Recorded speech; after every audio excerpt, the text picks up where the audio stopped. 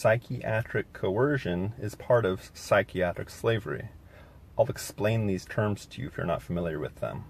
Psychiatric slavery is when individuals earn money from psychiatric force, coercion, and confinement. Psychiatrist Thomas Szasz, as far as I know, coined the term psychiatric slavery. He wrote a book called Psychiatric Slavery, and I recommend you read it. He also labeled psychiatric coercion as medicalized terrorism. He said that psychiatric coercion is medicalized terrorism. And again, psychiatric slavery is when people earn money from psychiatric force, coercion, and confinement. And psychiatric slavery should be outlawed. It goes along with this that suicide should be respected as a civil and human right for adults. I'm not condoning suicide. I'm not saying that suicide is good. It is just, what I'm saying is that it is wrong to use force, coercion, and confinement on adults who want to engage in suicide. We should use persuasion, reason, and kindness to reduce suicides. We should not use psychiatric force, coercion, and confinement. Psychiatrist Thomas Szasz wrote a couple books about this. He wrote about 35 books, actually.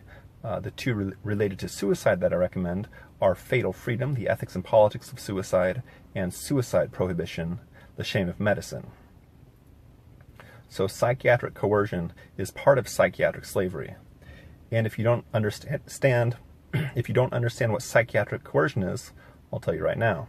Psychiatric coercion is when a psychiatric unit on a hospital entraps somebody there, confines someone there, and says you cannot leave unless you take these psychiatric drugs. If you want to leave, we recommend you take these psychiatric drugs.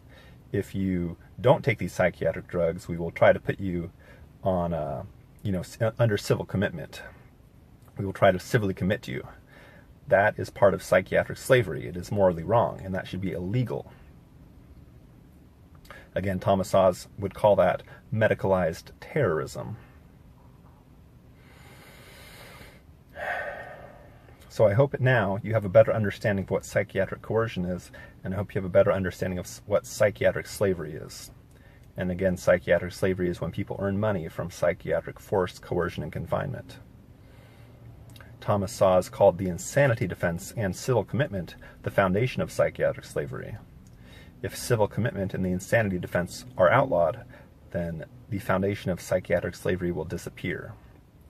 And indeed, psychiatric slavery should be outlawed. Psychiatric slavery is morally wrong. It is a grave moral wrong. I hope you read books that psychiatrist Thomas Szasz wrote, like Fatal Freedom, The Ethics and Politics of Suicide, Anti-Psychiatry, Quackery Squared, Psychiatry, The Science of Lies, All Right to Drugs, The Case for a Free Market, Psychiatric Slavery, which I mentioned, Insanity, The Idea and Its Consequences.